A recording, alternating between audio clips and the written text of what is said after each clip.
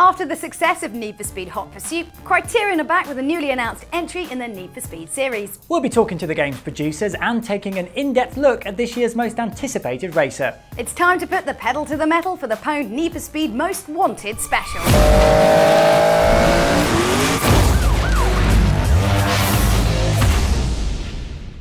Coming up on this special episode of PWNED, Matt headed to E3 for the announce of the game to speak to creative director Craig Sullivan about Need for Speed Most Wanted's single player.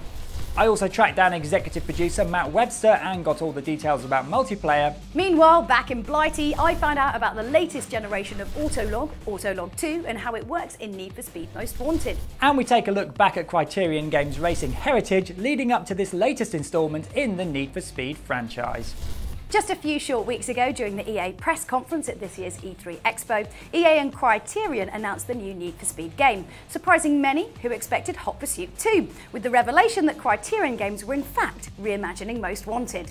I flew out to LA for the announcement and wasted no time in tracking down the game's creative director Craig Sullivan to find out all about the single player of this latest Need for Speed game. What makes this a Criterion version of Most Wanted? It has the amazing Criterion DNA in the driving and the way that we allow the player to drive like they imagine they could drive that yellow Porsche, rather than how they probably could do, which is if I gave you the keys to a yellow Porsche and asked you to drive through downtown LA traffic, you probably wouldn't do as good a job as you can in our game. As well as the Most Wanted list mechanic, is there an actual story in the game as well? But we think the story should be about me as a player and how I am most wanted against these other drivers in the world, and ultimately against my friends on the most wanted list. In terms of the tone, we've seen it similar to XP systems we might have seen in shooters. Ultimately, yes. You earn them from everything you do. So playing through the single player game earns you speed points, take you up the most wanted list. Playing through multiplayer earns you speed points, takes you through the most wanted list, but also unlocks mods and upgrades for your car, and ultimately unlocks new cars. So everything you do in the game, regardless of where it is, earns you speed points, which allows you to have a deeper, better experience. Can you tell us anything about the cars? What types of cars you're going to be driving? Probably the widest variety of cars that you've seen in a Need for Speed game yet. We have the big Ford Raptor truck, right down to smaller cars, like, you know, we have a lot of Porsches in the game. We actually have an Aerial Atom in the game as well. It's a tiny, tiny car, so when you put into the same game Aerial Atom versus Raptor, you're going to have a lot of fun that you haven't had, an experience that you haven't had in a Need for Speed game. Also, how are you going to address the issue that sometimes racing in an open world can lead to distractions from the race? A lot of people say Burnout Paradise is about distraction. You know, we had people play that game for like 500, 600, 700 hours. So distraction is kind of part of what we'd like to do. I'm driving down the road, I'm driving towards an event, or I'm in a cop chase and I see a security gate that I haven't collected or a jump I haven't done, and kind of go and collect that. But when you're in a race where we've moved on from Burnout Paradise didn't have checkpoints. We have checkpoints in to help guide you through the world, so we have a much nicer, cleaner, easier to play experience, and that's what we're seeing at the show today. Behind closed doors, for our select kind of group that we're showing the game to, inside or outside of a chase, if you drive up to a car that kind of looks out of the ordinary compared to the other traffic cars in the world, you can switch to it for the first time in Need for Speed history and then drive off in that.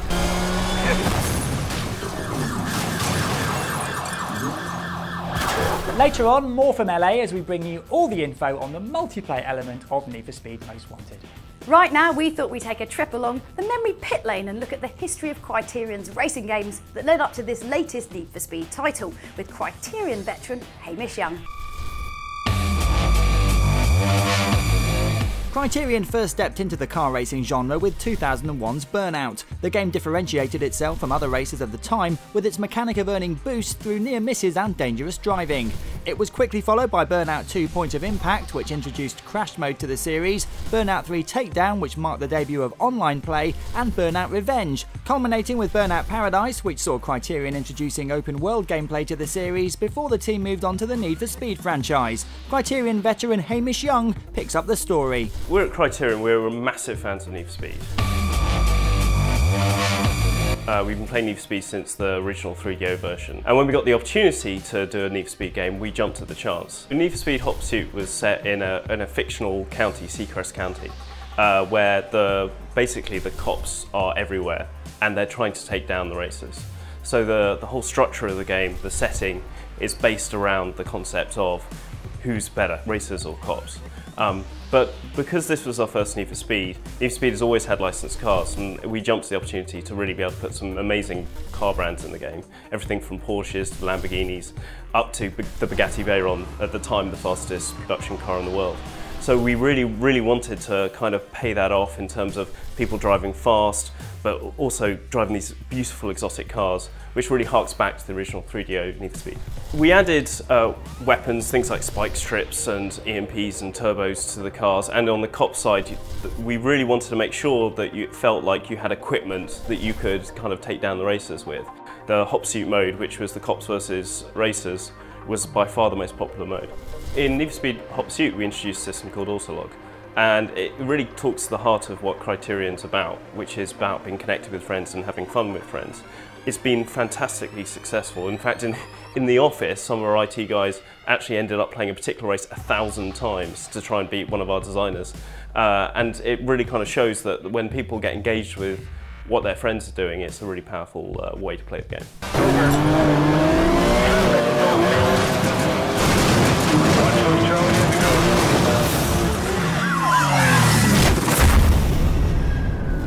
So Need for Speed Most Wanted is really the culmination of essentially a decade of making driving games. You know, we've got a big open world, you know, you can get online with your friends and hang about and kind of do social challenges, but you can also obviously have, you know, great racing. We're taking Autolog, we're making it deeper. You've got a whole bunch of things to compete over and cooperate with your friends to try and achieve rewards to unlock.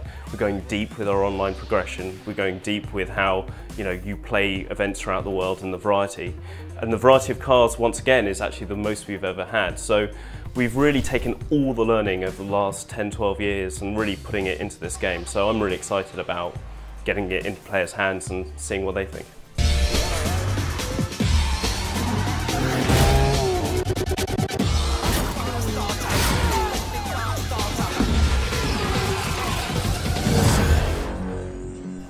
So if that's whet your appetite for Criterion's latest effort, it's back to Los Angeles now, where fresh from the announce of the game at the E3 Expo, Matt caught up with Need for Speed Most Wanted's executive producer, Matt Webster. We talked multiplayer, and I started off by asking him, what's new?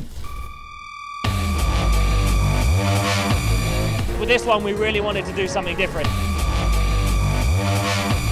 I think that the game itself is like, we've sort of taken everything we know about driving games and just smashed them all into one experience. So in this one, the multiplayer is, we just wanted to make a seamless experience where we constantly serve up different types, different variety of gameplay. So what we're showing here, we've got races, we've got team races, which are pretty familiar for people that are used to driving games, although our race is quite different from anybody else's races, because it's a fight for the start line first, then a fight for the finish, and then when you're done, you can go and fight the people who haven't finished. We're also showing speed tests for the first time. So these are like 90-second short, 90-second chunks of gameplay, very intense competition for something.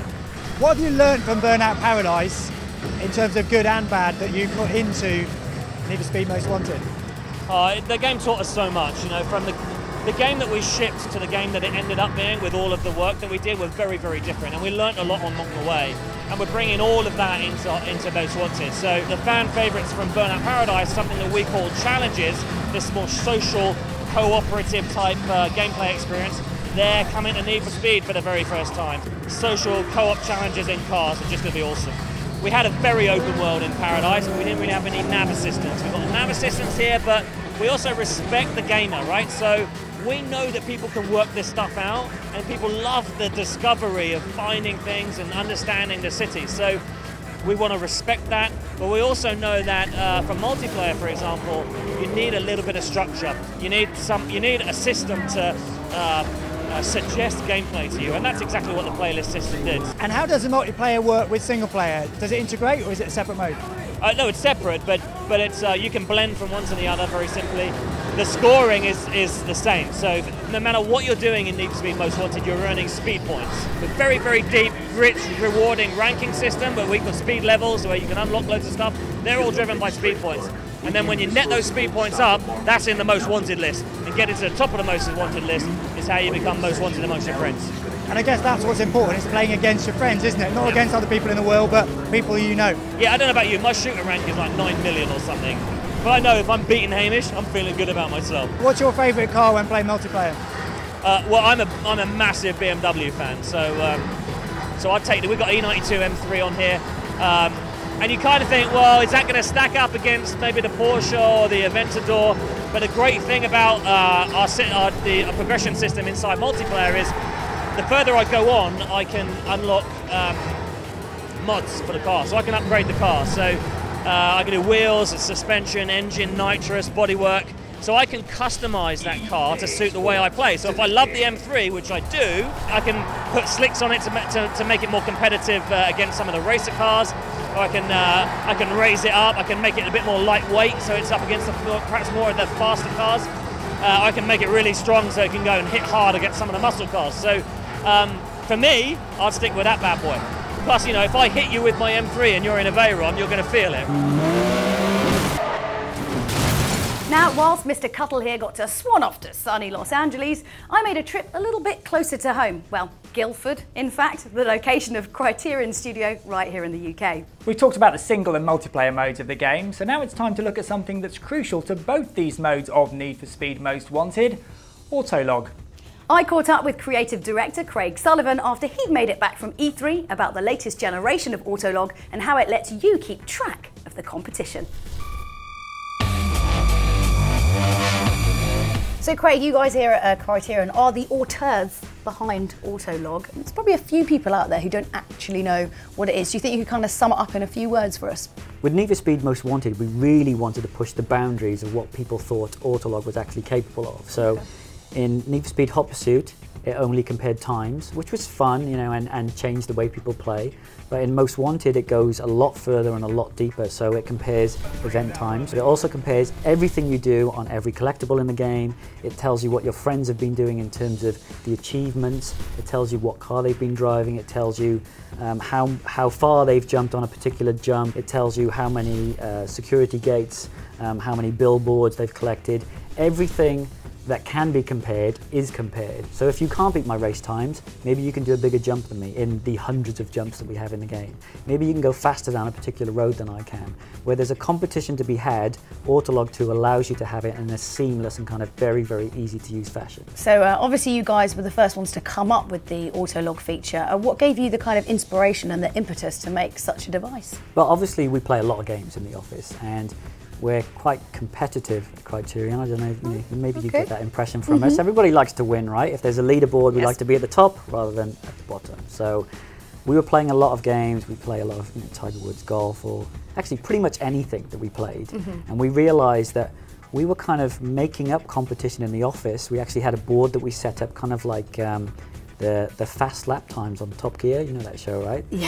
So we were artificially doing something that we thought should be done in the game. So we thought, rather than me shout across the office that I've just beaten someone's time by 2 seconds, how's about we put a system into the game that tells them automatically whether or not they're actually online right now, tells them that I've beaten their time. So what do you think are some of the benefits of playing, you know, against your friends instead of just that big pool of people that you meet online? I want to play against people who are at my level.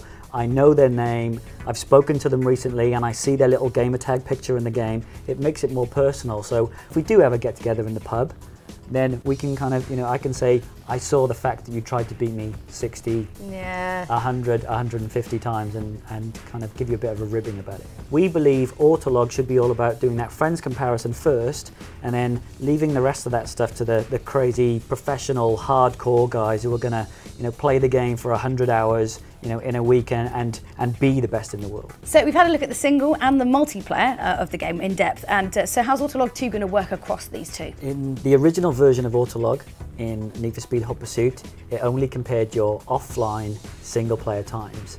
This time around, Autolog 2, bigger, badder, better, compares everything. So when you're playing with lots of your friends in a multiplayer game, Autolog 2 will track everything that you do, the awards that you've won, the upgrades that you've unlocked, the cars that you've unlocked, the upgrades that you've earned, and it will push those out to your friends as well. So when you're looking at that main map screen, the ticker down at the bottom of the map will show you everything that you've done, and underneath that it will show you everything that your friend's done in both single and multiplayer, so it's pretty cool.